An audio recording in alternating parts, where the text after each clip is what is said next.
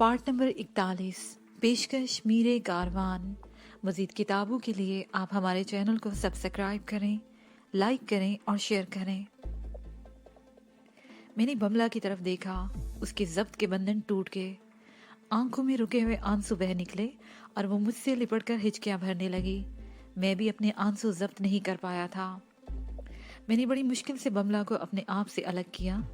दूसरे कमरे के बेड से चादर उठाकर सोनिया पर डाल दी। आखिरी मर्तबा उसके चेहरे को देखा और चेहरा भी ढक दिया। हम इससे ज़्यादा उसकी कोई मदद नहीं कर सकते थे।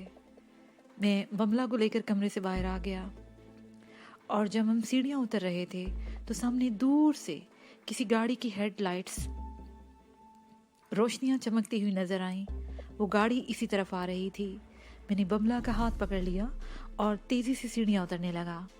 आखिरी सीढ़ी पर बमला का पैर रपट गया। वो चीखती हुई नीचे गिरी। मैंने झुककर उसे उठाने की कोशिश की। वो एक बार फिर चीख उठी, उठो जल्दी करो, वो गाड़ी इसी तरफ आ रही है। मैंने उसे उठाने की कोशिश करते हुए कहा। मेरा पैर वो करा उठी। मैंने झुककर उसे गोद में उठाया और तकरीबन दौड़ता हुआ गेट से बाहर निकल गया। वो गाड़ी काफ़ी दूर थी। वो अगरचे इसी आश्रम की तरफ ही आ रही थी, लेकिन उसका रुख कदरें बाई तरफ था। वो रास्ता ज़रा घूमकर आश्रम की तरफ आता था। रास्ते की इस हम की वजह से हम उस गाड़ी के हेडलैम्प्स के रोशनी में आने की जद से बच गए थे। मैं बमला को गोद में उठाए दरख्तों की तरफ भाग खड़ा हुआ जहां हमारी गाड़ी खड़ी थी। कार के करीब पहुंचकर मैंने बमला को नीचे उतार दिया और पैसेंजर साइड का दरवाज़ा खोल दिया। उसी दौरान वो कार आश्रम के सामने पहुंचकर रुक चुकी थी। जल्दी से बैठ जाओ। मैंने बमला को छोड़कर सामने से घूमता हुआ ड्राइविंग सीट की तरफ लपका। उस कार में से आने वाले भी यकीनन राधन के ही आदमी थे और मैं जानता था कि आश्रम के अंदर की सूरत हाल देखकर वो पागल हो जाएंगे और जाहिर है वो हमारा पीछा करने की कोशिश करेंगे।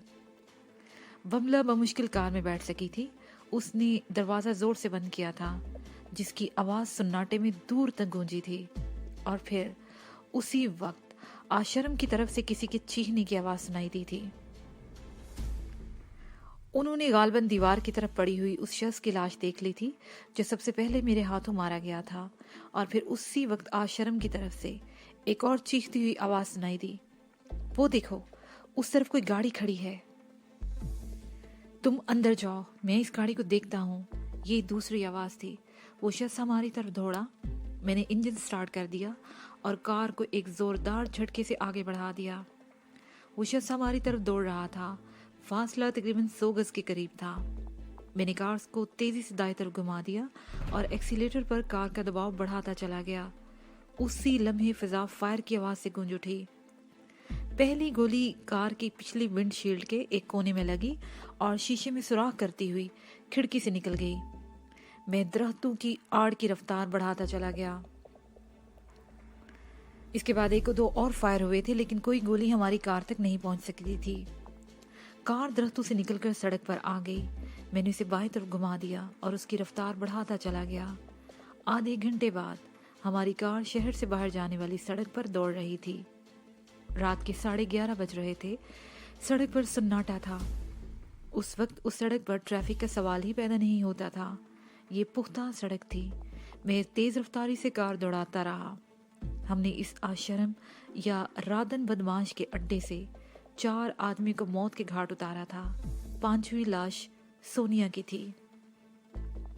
राधन और उसके गुर्गे बदमाश थे। शहर वालों की जिंदगियों के लिए अजाब बने हुए थे। अमनो अमान के लिए मुस्तकिल खतरा थे। उनकी मौत से शहर वालों को कुछ अरसे के लिए सुकून जरूर मिलेगा, मगर उनका कत्ल बहरहाल जुर्म था। किसी आम आदमी को उनके जराइम की सज़ा देने का हमें कोई हक नहीं था। किसी मुजरिम को सज़ा देना सिर्फ कानून का काम था, लेकिन इस मुल्क में कानून कहता है कि बस कुछ भी देखकर आंखें बंद किए जाओ। लेकिन इस मुल्क का कानून कितना बेबस था वो मैं देख चुका था। जयपुर में रूपमती के साथ क्या कुछ नहीं हुआ था। उसने कानून का सहारा लेने की कोशिश की थी, लेकिन कानून को तो उन लोगों ने खरीद लिया था जो कानून की धज्जियां उड़ाते थे। और आज दिन में क्या हुआ था? सैकड़ों लोगों की मौजूदगी में शोभा और सोनिया को अगवा कर लिया गया था। वहां से सिर्फ 100 गज के फासले पर पुलिस स्टेशन था। लोगों ने थाने जाकर उस वारदात की इतला भी दे दी। फायरिंग की आवाजें थाने तक भी सुनी गई थी, लेकिन कानून के मुहाफिजों को और उनके कानों पर जूं तक नहीं रेंगी थी। मैं 2 घंटे अस्पताल में बेहोश पड़ा रहा था, लेकिन कानून के किसी मुहाफिज ने आकर मेरी खबर तक नहीं ली थी।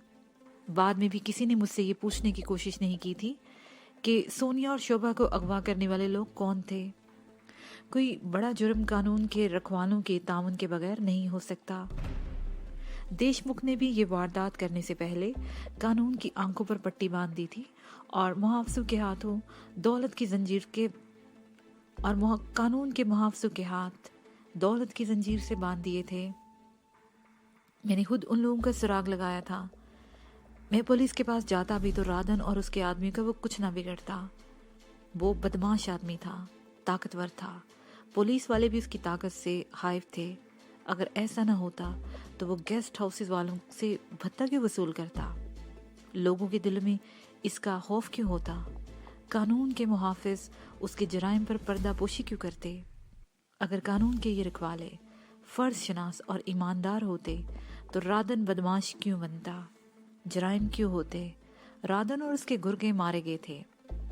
वो शरीफ औरतों को भरे बाजार से अगवा कर लिया गया था, तो कानून के मुहाफिजों के कानों पर जूं तक क्यों नहीं रेंगी थी? अब राधन जैसा बदमाश और उसके गुर्गे मारे गए तो शहर में क़यामत मच जाएगी। पुलिस का हर फर्द कातलों की तलाश में इधर उधर दौड़ता हुआ नजर आएगा। मुमकिन है वो शहर से बाहर जाने वाले रास्तों पर भी तवज्जो दें। इसलिए मैं जल्द से जल्द शहर से दूर निकल जाना चाहता था। बमला अपनी सीट पर खामोश बैठी थी। उसने एक हाथ से अपना बायां पैर दबा रखा था और उसके चेहरे पर कर्ब के आसार थे। मैंने सिर्फ 1-2 मरतबा उसकी तरफ देखा था, लेकिन बात नहीं की थी। मेरे सीने में हलचल सी मची हुई थी और दिमाग में झक्कड़ से चल रहे थे। सोनिया की दर्दनाक मौत ने मुझे झंझोड़ कर रख दिया था। मेरे पुराने साथी एक एक करके मुझे छोड़ गए थे। थाई, जानकी और अब सोनिया। मुझे लगता था जैसे मेरे बदन का एक और हिस्सा मुझसे अलग हो गया है। सड़क के दोनों तरफ छोटी छोटी पहाड़ियां और घने जंगल थे। कार के हेडलैम्प्स की रोशनी ने तारीकी में एक सुरंग सी बना दी थी और लगता था जैसे हम एक तवील और ख़त्म ना होने वाली सुरंग में सफ़र कर रहे हों। तकरीबन 1 घंटे बाद हम रोरकी नामी एक बस्ती में पहुंच गए। यहाँ से एक सड़क सहारनपुर, अंबाला, चंडीगढ़ और पंजाब की तरफ चली गई थी, तो दूसरी सड़क नगीना, हासपुर और रामपुर से होती हुई बरेली और लखनऊ वगैरह की तरफ जाती थी। इस वक्त 12:30 बज रहे थे। बस्ती तारीकी में डूबी हुई थी। मैंने कार की रफ्तार कम कर दी थी। बस्ती के 1-2 आवारा कुत्ते भौंकते हुए हमारी कार के पीछे लग गए थे, लेकिन मैंने उनकी परवाह नहीं की। कुत्तों का तो काम ही राहगीरों पर भौंकना होता है। मैं हल्की रफ्तार से कार ड्राइव करते हुए मुतजस्सिस निगाहों से इधर उधर देख रहा था। एक जैली सड़क पर रोशनी देखकर मैंने कार उस तरफ मोड़ दी और मुझे ये जानकर बड़ी हैरत हुई कि उस तरफ एक बनिए की दुकान खुली हुई थी। मैंने दुकान के सामने कार रोक दी। दुकान में 2 आदमी बैठे हुक्के की कश लगा रहे थे। उनमें एक तो दुकानदार था और दूसरा उसका दोस्त। मैं कार से उतरकर दुकान में दाखिल हो गया और प्रणाम करके इधर उधर देखने लगा। दरवाज़ा अगरचे छोटा था, मगर अंदर से दुकान बहुत बड़ी थी और बकौल शख्स से यहाँ सुई से लेकर हाथी तक मिल सकता था। एक तरफ शेल्फों पर एलोपैथी की अद्वियात तक सजी हुई थी। क्या चाहिए महाराज? किस चीज़ की तलाश है आपको? दुकानदार ने पूछा। वो दरअसल मेरी पत्नी के पैर में मोच आ गई है, उसके लिए कोई मरहम वगैरह हो तो। मैं कहते हुए एक बार फिर इधर उधर देखने लगा। मरहम तो मिल जाएगा, पर मोच आई है या चोट लगी है? उसने पूछा। पैर रपट गया और नारायण। दुकानदार ने मेरी बात काटकर अपने साथी को मुखातब किया। बिटिया को देख ले, वो सामने मोटर में बैठी है और ये मरहम ले जाकर पट्टी बांध देना। उसने एक डिबिया नारायण की तरफ बढ़ा दी, फिर मेरी तरफ देखकर बोला, नारायण रामपुर में पहलवानी किया करता था, अब तो सब छोड़ दिया, अरसे से यहाँ रह रहा है। नारायण के साथ मैं भी दुकान से बाहर आ गया। मैंने पैसेंजर सीट का दरवाज़ा खोल दिया और बमला को इशारा किया। वो सीट पर पहलू बदल कर बैठ गई। नारायण दरवाजे के सामने ज़मीन पर बैठ गया और बमला का पैर टटोल कर देखने लगा। उसने पैर को एक जगह और दो तीन मरतबा हल्के हल्के झटके भी दिए। बमला सस्कारियां भर कर रह गई। मोच नहीं आई, हल्का सा झटका लगा है, मैं मालिश कर देता हूँ, ठीक हो जाएगी, नारायण ने कहा और मरहम से पैर की मालिश करने लगा। सोनिया निचला होंठ दांतों में दबाए तकलीफ जब्त करने की कोशिश करती रही।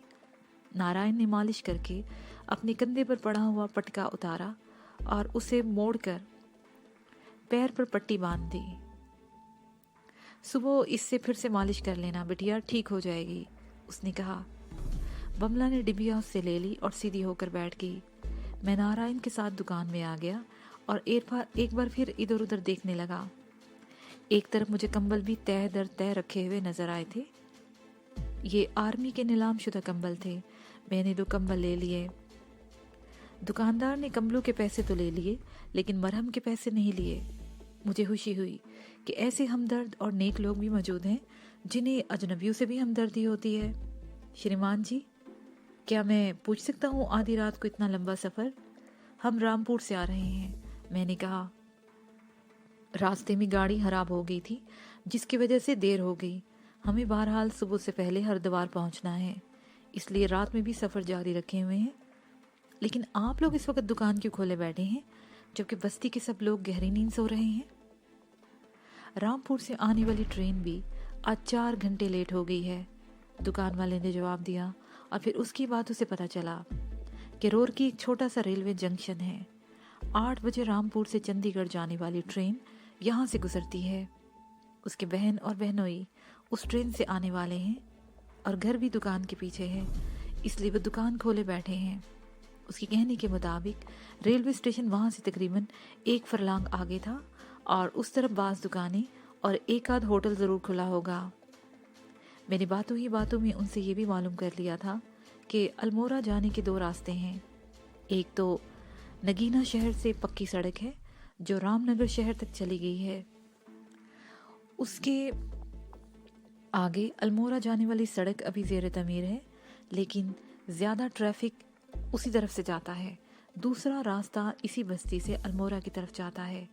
ये सड़क कहीं पक्की है और कहीं कच्ची, लेकिन घने जंगलों की वजह से ये रास्ता खतरनाक समझा जाता है। इन जंगलों में होनहार दरिंदे बकसत पाए जाते हैं, इसीलिए लोग दिन के वक्त भी इस तरफ सफ़र करते हुए डरते हैं। मैं उनका शुक्रिया अदा करके कार में वापस आ गया और इंजन को स्टार्ट करके कार को रिवर्स में लेता हुआ सड़क पर ले आया और उसे उस तरफ मोड़ दिया जिस तरफ से हम आए थे। अल्मोड़ा की तरफ जाने वाला रास्ता हम पीछे छोड़ आए थे। मैंने उन लोगों से झूठ कहा था कि हम रामपुर से आए थे और हरिद्वार जा रहे थे। उसकी वजह ये थी कि अगर किसी वक्त यहाँ से हमारे बारे में पूछा जाए तो हमारा सुराग ना पाया जा सके। और वैसे भी अब हम हरिद्वार की तरफ ही जा रहे थे। इस सड़क पर तकरीबन 1 मील आगे जाकर मैंने कार दाएं तरफ मोड़ दी। ये सड़क अगरचे पुख्ता थी, लेकिन ज़्यादा कुशादा नहीं थी। चंद मील का फासला तय होने के बाद ही घना जंगल शुरू हो गया और उसके साथ ही सर्दी भी बढ़ गई थी। मैंने कार में बैठे हुए दोनों कंबल बैठते बैठते ही बमला के हवाले कर दिए थे। उसने एक कंबल अपने ऊपर लपेट लिया और दूसरा गोद में रखा हुआ था। आज दिन में देशमुख और उसके साथियों ने ऋषिकेश में मेरी अच्छी खासी धुनाई की थी।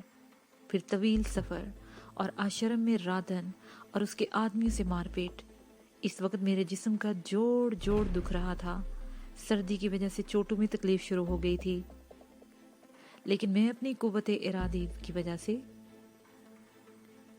अपने आप को संभाले हुए था।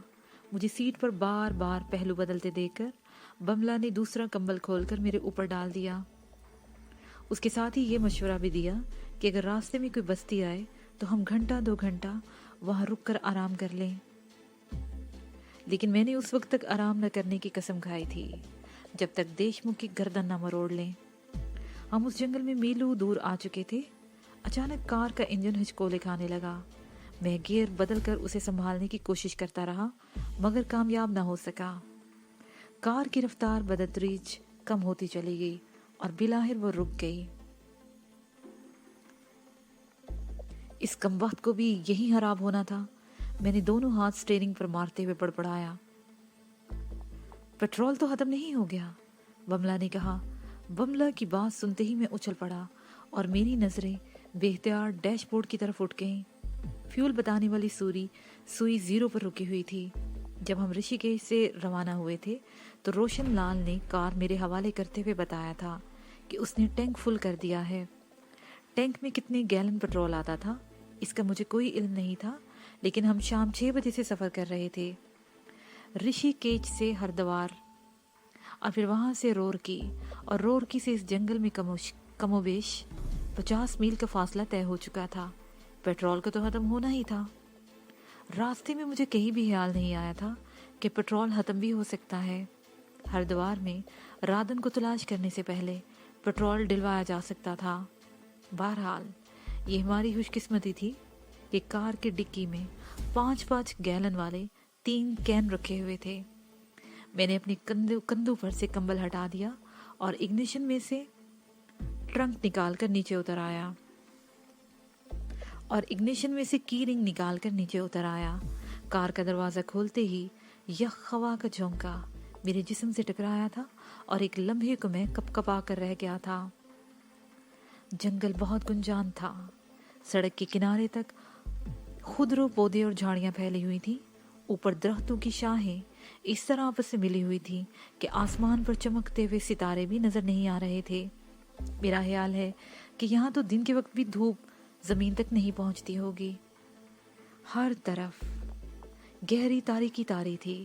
हशरातुल अर्ज की आवाजें इस तारीकी में बड़ा खौफनाक तासुर दे रही थी। अचानक ही मुझे रोरकी के उस बूढ़े दुकानदार की बात याद आ गई। उसने बताया था कि इस जंगल में खौफनाक दरिंदे बकसरत पाए जाते हैं और लोग इन दरिंदों के खौफ से दिन के वक्त भी सफ़र करते हुए डरते हैं। और ये तो फिर रात का आखिरी पहर था। दरिंदों के खौफ से एक बार तो मैं भी काम कर रह गया।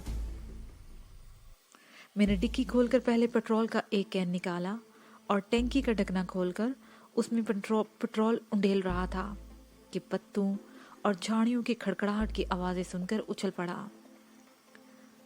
उसके साथ ही एक बारीक सी सीटी की तरह की चीख मेरी समाज से टकराई। पेट्रोल का कैन मेरे हाथ से गिरते गिरते बचा था। जिस्म के मसाम पसीना उगलने लगे। 2 जानवर गाड़ी के सामने हेडलैम्प्स की रोशनी में सड़क के एक तरफ से दौड़ते हुए दूसरी तरफ तारीक झाड़ियों में गायब हो गए। एक दूसरे के पीछे दौड़ने वाले वो जानवर जंगली बिल्ली या लोमड़ी से ज्यादा बड़े नहीं थे। मैंने बारी बारी तीनों कैन का पेट्रोल टैंकी में उंडेला। आखिरी कैन सड़क पर ही फेंक दी। टैंकी का ढकना बंद कर दिया और डिग्गी का ढकना गिराकर बंद कर लिया। क्या हुआ? बमला ने मेरी तरफ देखा। शायद तुम इन जानवरों से डर गए हो। हाँ, मैंने गहरा सांस लेते हुए जवाब दिया। ये तो बेज़रर जानवर थे, इनकी जगह दरिंदे भी हो सकते थे। तो क्या हुआ? तुम तो बहुत अच्छे मार्शल आर्टिस्ट हो। हाँ, मैं तो बहुत अच्छा मार्शल आर्टिस्ट हूँ, मगर अफसोस तो इस बात का है कि जंगली दरिंदे मार्शल आर्ट नहीं जानते। बहरहाल तुम्हारा पैर कैसा है? उस मरहम की मालिश से तकलीफ हैरत अंगेज तौर पर कम हो गई है। अब तो मैं कम्बल के अंदर पैर को आहिस्ता आहिस्ता हरकत भी दे रही हूँ। ज़्यादा हरकत मत देना, बस इसी तरह कंबल लपेट कर आराम से बैठी रहो। बल्कि बेहतर है कि तुम सो जाओ, मैंने इंजन स्टार्ट करते हुए कहा। गाड़ी को आगे बढ़ाने से पहले मैंने भी अपने कंधों पर कंबल डाल दिया था। अच्छा ही हुआ था कि उस दुकान पर मुझे ये कंबल नजर आ गए थे। बसूरते दीगर सर्दी में सफ़र करना मुश्किल हो जाता। इस खतरनाक और तारीक जंगल में सफ़र जारी रहा। कई मरतबा बाज़ जानवरों को कार के हेडलैम्प्स की रोशनी में सड़क पर या उसके आसपास देखा था, लेकिन हमें कोई नाखुशगवार वाक़या पेश नहीं आया। सुबह 5 बजे के करीब हम एक बस्ती में पहुंच गए। ये बस्ती सड़क के दाएं तरफ हटकर कदरे हटकर थी, जबकि दूसरी तरफ तकरीबन 50 गज खुली जगह थी और इससे आगे ढलान पर धान के खेत थे, जिनके परली तरफ तहद्दे निगाह घना जंगल फैला हुआ था। बस्ती में एक आधी कच्चा मकान दिखाई दे रहा था, जबकि बाकी सब झोंपड़े थे, घास फूस और दरख्तों की शाहों से बने हुए गोल झोंपड़े, जैसे बड़े बड़े प्याले ऊंधे रखे हों। और वस्त में एक एक फुट तक बांसों की खिचियां निकली हुई थी। हर झोंपड़े के गिर्द कुछ झाड़ियों और दरख्तों की मोटी मोटी शाहों की बाड़ लगी हुई थी। हमारी कार जैसे ही बस्ती की हदूद में दाखिल हुई, 2 कुत्तों ने भौंकते हुए हमारा ताक़ुब शुरू कर दिया।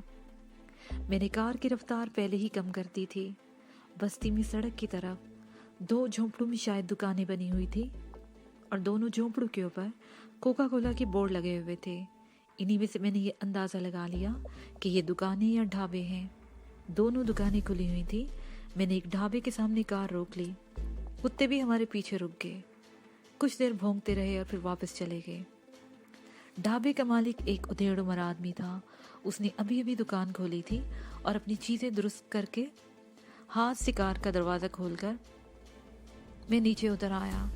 चाय मिलेगी काका? मैंने आगे बढ़कर पूछा। ज़रूर मिलेगी महाराज, पर 10 मिनट इंतज़ार करना पड़ेगा, उसने जवाब दिया। ठीक है, हम इंतज़ार कर लेते हैं, 2 चाय बना दो, मैंने कहा। बमला भी नीचे उतर आई और हम ढाबे के आस पास टहलने लगे। मैंने बमला को सहारा दे रखा था और वो अपने मजरूब पैर पर हल्का सा दबाव डालकर चल रही थी। ढाबे के मालिक उसने 2 फोल्डिंग कुर्सियां निकाल कर रख दी। हम दोनों कुर्सियों पर बैठ गए। चाय तैयार होने में 10 की बजाय 20 मिनट लगे थे। दुकानदार को ये जानकर बड़ी हैरत हुई थी कि हम रात ही रात में रोरकी की तरफ से सफ़र करते हुए आए हैं। इस इलाके में रात को कोई सफ़र नहीं करता महाराज, उसने बताया। उस जंगल में शेर और चीते बकसरत पाए जाते हैं। लोग तो दिन के वक्त भी उस तरफ सफ़र करते हुए डरते हैं। और फिर बातों ही बातों में उसने बताया कि यहाँ से कई मील आगे रानी खेत नाम का हिल स्टेशन है। एक बस सुबह 6 बजे आती और फिर वहाँ से रोरकी के लिए रवाना होती है, जो पौने 7 बजे के करीब यहाँ पहुँचती है। बस के आने से पहले उसे अपनी दुकान तैयार करनी पड़ती है। उसकी बातों से हमारी मालूमात में खासा इजाफा हुआ। ये वादी कमाऊ का इलाका था, जो हज़ारों मुरब्बा मील तक फैला हुआ था। दुनिया के खूबसूरत और खतरनाक तरीन जंगलात इस खित्ते में पाए जाते थे। इन जंगलों में दूसरे दरिंदों के अलावा शेर और चीते भी बकसरत पाए जाते थे। ये चीते और शेर आए दिन उन जंगलों में आबाद इंसानी बस्तियों में तबाही फैलाते रहते हैं। जब किसी शेर या चीते के मुंह को इंसानी खून लग जाता है तो सैकड़ों मुरब्बा मील तक इंसानी बस्तियों में खौफ व हरास फैल जाता है। इसी वादी कमाऊ में नैनीताल, मैसूरी, रानी खेत और अल्मोड़ा जैसे खूबसूरत हिल स्टेशन हैं, जहां गर्मियों के मौसम में हज़ारों की तादाद में सयाह सैर व तफरी के लिए आते हैं। इस बस्ती से रानी खेत तक पुख्ता सड़क थी। दिन की रोशनी में जंगल से आए हुए पहाड़ी रास्तों पर सफ़र करते हुए वाकई मज़ा आ गया। हिमालय की तराशियों में तकरीबन 8000 फुट की बुलंदी पर वाक़या रानी खेत ऋषिकेश से ज़्यादा बड़ा नहीं था। ऊंची नीची सड़कें, बिखरी हुई पुख्ता और लकड़ी के तख्तों से बनी हुई इमारतें, 1-2 मुख्तसर शॉपिंग सेंटर्स, रेस्टोरेंट्स और गेस्ट हाउसेस। सबसे ज़्यादा बारौनक जगह यहाँ का लारी अड्डा था, जिसके अतराफ में शॉपिंग सेंटर्स भी थे। मैंने एक रेस्टोरेंट के सामने कार रोक ली और हम दोनों उतरकर रेस्टोरेंट में आ गए। मौसम में हल्की थी, अगरचे धूप चढ़ाई थी, मगर ज़्यादा रौनक नहीं थी। ऐसी जगहों पर तो लोग आराम से सोकर उठते हैं और 9 बजे के बाद ही बाज़ारों में रौनक नज़र आने लगती है। नाश्ते के बाद हमने तकरीबन 1 घंटे तक उसी रेस्टोरेंट में बैठकर आराम किया। रात भर के सफ़र ने मुझे बुरी तरह थका दिया था। बमला भी अगरचे रास्ते में ऊँगती रही, लेकिन थकन उसके चेहरे से भी जाहिर थी। एक पेट्रोल पंप से मैंने न सिर्फ कार की टैंकी फुल करवा ली, बल्कि दोनों हाली कैन भी भरवा कर डिग्गी में रख लिए थे। अब मुझे अफसोस हो रहा था कि मैंने तीसरा कैन जंगल में क्यों फेंक दिया था। इस पेट्रोल पंप से हमें मालूम हो गया था कि अल्मोड़ा वहाँ से तकरीबन 2 घंटों की मुसाफत पर है और सड़क पुख्ता है। रास्ते में लबे सड़क कुछ बस्तियां हैं जहाँ से हमें ज़रूरत की चीज़ें मिल सकती हैं। पेट्रोल पंप से निकलकर बताए हुए रास्तों पर कार दौड़ाता हुआ मैं अल्मोड़ा की तरफ जाने वाली शाहराह पर आ गया और रफ्तार बढ़ा दी।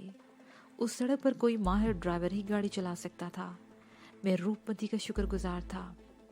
उसने जयपुर में मुझे ड्राइविंग सिखा दी थी। अगर मैंने उसकी बात न मानी होती तो इस वक्त मैं देशमुख के ताक़ब में यहाँ तक नहीं आ सकता था।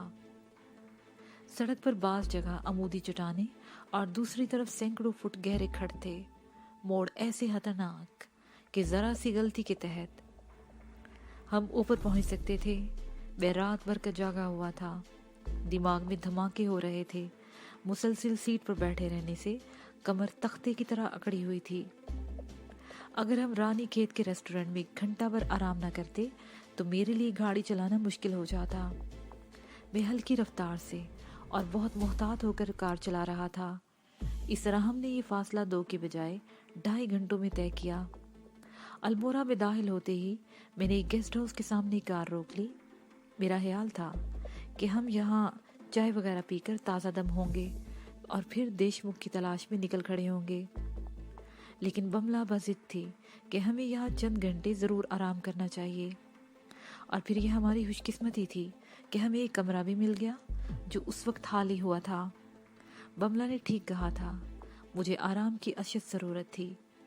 कमरे में आते ही मैं बिस्तर पर गिरा तो मुझे फिर होश नहीं रहा। मेरी आंख पहर 4 बजे खुली। बमला भी मेरे बिस्तर पर गहरी नींद सो रही थी। मैं चंद मिनट बिस्तर पर लेटा छत को घूरता रहा, फिर उठकर बाथरूम में घुस गया। उस वक्त भी मेरे बदन का जोड़ जोड़ दुख रहा था। मैं काफ़ी देर तक गर्म पानी के शावर के नीचे खड़ा रहा। गर्म पानी से जिस्म की टकोर हो रही थी और बड़ा सुकून मिल रहा था। मैं कपड़े पहनकर बाहर आया तो बमला भी जाग गई थी। वो बेड पर बैठी बड़ी परेशान नज़रों से इधर उधर देख रही थी। उसकी आंखें सुर्ख हो रही थी और लगता था जैसे उसके दिमाग पर अब भी नींद का खुमार तारी हो। तुम कहाँ चले गए थे? मैं तो परेशानी हो गई थी। उसका लहजा भी हाबीदा था। मैं तो यही था, तुम शायद कहीं और पहुंची हुई हो। और मैंने मुस्कुराते हुए कहा, तुम्हारा पैर अब कैसा है? अब तो ठीक है, कोई तकलीफ भी नहीं हो रही। वो पैर को पकड़कर इधर उधर मोड़ने लगी। मेरा ख्याल है कोई नस चढ़ गई थी। मालिश और आराम करने से ठीक हो गया है। अब बिल्कुल तकलीफ नहीं हो रही। अच्छा, तो अब बहुत आराम हो चुका। मैंने कहा, पानी गर्म है, तुम भी नहा लो। कसलमंदी दूर हो जाएगी और फिर हम शोभा की तलाश में निकलेंगे। बमला कुछ देर बेड पर पड़ी ईंटती रही और फिर उतरकर बाथरूम की तरफ चल पड़ी। मैं गहरी नज़रों से उसकी तरफ देख रहा था। उसका पैर बिल्कुल सीधा पड़ रहा था और मेरा ख्याल है कि उसे अब कोई तकलीफ भी नहीं हो रही थी। बमला जैसे ही बाथरूम में घुसी, मैं कमरे के एक कोने में आलती पालती मारकर मुराकबे में चला गया। 2 दिन से मैंने अपनी योगा की मशक नहीं की थी और इस रियाजत को जारी रखने का अब फिलहाल कोई इम्कान भी नहीं था। गुरु की मौजूदगी के बगैर मैं इस रियाजत को जारी भी नहीं रखना चाहता था। लेकिन मुराकबा ये एक मुख्तलिफ चीज़ थी। इसकी रियाजत तो मैं पहले भी कर चुका था। आधे घंटे के मुराकबे के बाद मैं अपने आप को बिल्कुल हशाश बशाश और तरोताज़ा महसूस करने लगा। मेरे अंदर एक नई तवानाई आ गई थी।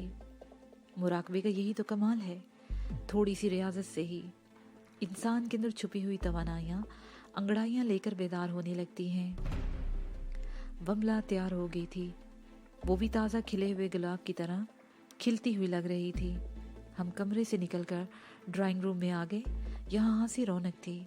हमें एक ऐसी मेज़ मिल गई जहाँ 2 औरतें पहले ही बैठी हुई थीं। उन्होंने हमारे बैठने पर कोई एतराज़ नहीं किया। हमने दोपहर का खाना नहीं खाया था इस वक्त चाय के साथ बिस्किट वगैरह पर ही इक्तफा किया गया। काउंटर पर बिल देते हुए मैंने खटामल जकेश्वरी मंदिर के बारे में दरियाफ्त करने लगा। इत्तेफाक से हम उसी के नवा में थे और वो मंदिर यहाँ से ज़्यादा दूर नहीं था। ज़्यादा से ज़्यादा 1 मील का फासला था।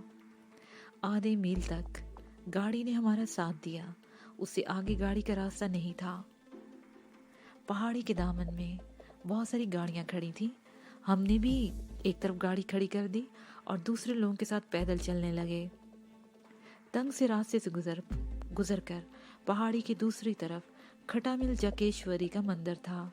ये मंदिर बहुत बड़ा था और लोग दूर दूर से यात्रा के लिए यहाँ आते थे, लेकिन हमारा रुख मंदिर की तरफ नहीं था। हम मंदिर के पहलू में एक और तंग से रास्ते से गुजरते हुए पिछली तरफ आ गए और फिर मंदिर का अंदर का मंजर देखकर मुझे सीने में सांस रुकता हुआ महसूस हुआ। इसके साथ ही ये पार्ट अपने एहतिताम को पहुंचा।